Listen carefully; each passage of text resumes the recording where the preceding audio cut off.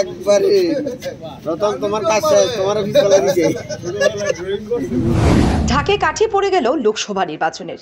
যতই প্রচারে আধুনিকতা আসুক, তবু দেওয়াল লিখনের রেওয়াজ এখনও রয়ে গেছে। নির্বাচনের অনেক আগে থেকেই গ্রাম ও শহরের দেওয়ালগুলি বিভিন্ন রাজনৈতিক দল তাদের প্রচারের জন্য দখল করে রাখত। এখন যদিও এই প্রতিযোগিতা অনেকটাই কম, তবুও দেওয়ালে রাজনৈতিক দলের হয়ে ভোট চাওয়ার রেওয়াজ রয়ে গেছে। লোকসভা নির্বাচনকে সামনে রেখে বুধবার থেকে দেওয়াল লিখনের কাজ শুরু করে দিল বিজেপি। এদিন সকালে বনমালীপুর বিজেপি মণ্ডল অফিসের সামনে এই দেওয়াল লিখনের সূচনা করেন রাজ্য বিজেপি সভাপতি রাজীব ভট্টাচার্য। উপস্থিত ছিলেন বনমালীপুর বিজেপি মণ্ডল সভাপতি চন্দ্রশেখর দেব সহ অন্যান্য কর্মীরা। বাস্তবায়ন করছি।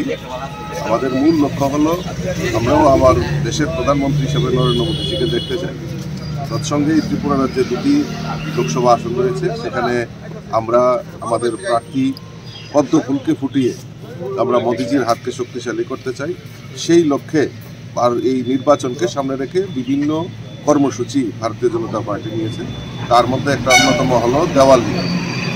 আজকে সারা ত্রিপুরা রাজ্যে আমাদের যে বুথগুলি রয়েছে, সেই প্রত্যেকটা বুথে মিনিমাম 5টা করে আমরা এই পদ্মফুল আর ফিরছে একবার মোদী সরকার এই স্লোগানকে সামনে রেখে আমাদের দেওয়াল লিখন স্টার্ট হয়েছে। তো আমি আপনাদের মাধ্যমে বলবো সকলকে যে আসুন সবাই মিলে আমরা এক ত্রিপুরা শ্রেষ্ঠ ত্রিপুরা এবং এক ভারতবর্ষ শ্রেষ্ঠ ভারতবর্ষ সেই জায়গায় নিতে গেলে মোদীজির হাতকে শক্তিশালী।